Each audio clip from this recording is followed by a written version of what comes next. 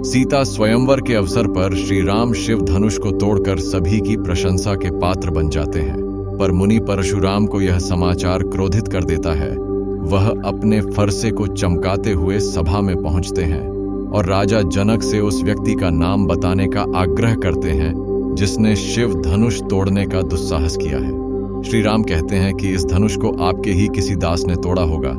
वह स्वयं को मुनि का सेवक बताते हैं तो बिफर उठते हैं कि सेवक वह होता है जो सेवा करता है। जिसने यह धनुष तोड़ा है वह तो मेरा परम शत्रु है। लक्ष्मण अपने कथनों से परशुराम को और क्रोधित कर देते हैं। उनके लिए तो सभी धनुष एक समान है, अतः उनके क्रोध को अकारण बताया।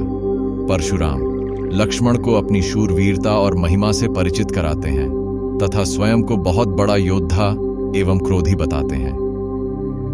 इस पर लक्ष्मण हंसकर उत्तर देते हैं कि हम भी कोई कुम्हड़बतिया के समान कोमल नहीं है। हम देवता, ब्राह्मण, गौ आदि पर वार नहीं करते क्योंकि इससे अपकीर्ति होती है। परशुराम के वचनों को लक्ष्मण ने वज्र से भी कठोर बताया। यह सब सुनकर परशुराम का क्रोध चरम सीमा पर पहुंच गया और उसे काल का ग्रास बनाने पर तूल गए। उन्होंने विश्वामित्र से भी कहा कि वह लक्ष्मण को समझा दे। विश्वामित्र ने उन्हें क्षमा करने का अनुरोध किया।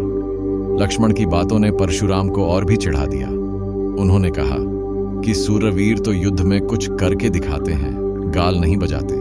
उन्होंने यह भी कहा कि आप तो काल को मेरे लिए हाँक कर ला रहे हो। विश्वामित्र ने लक्ष्मण के दोष की ओर ध्यान न देने का आग्रह किया। वैसे वह मन ही मन मुस्कुरा रहे थे कि इस मुनि को हरा ही दिखाई दे रहा है, अर्थात स्थिति को समझने का प्रयास नहीं कर रहे हैं। लक्ष्मण जी ने फिर व्यंग किया।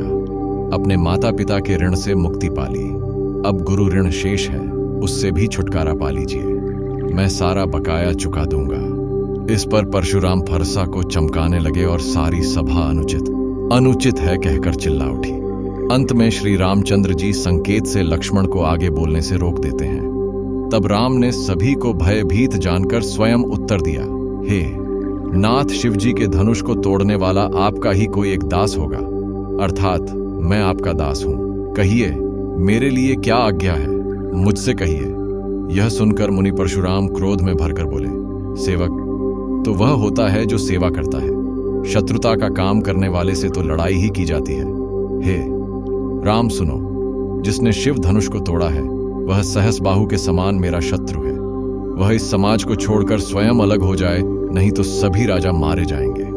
मुनि के ऐसे वचन सुनकर लक्ष्मण जी मुस्कुराए और परशुराम जी का अपमान करते हुए बोले, गोसाई, बचपन में हमने ऐसी बहुत सी धनुष्य को तोड़ डाला था, तब आपने ऐसा क्रोध कभी नहीं किया। इस धनुष पर आपकी ममता किस कारण से है?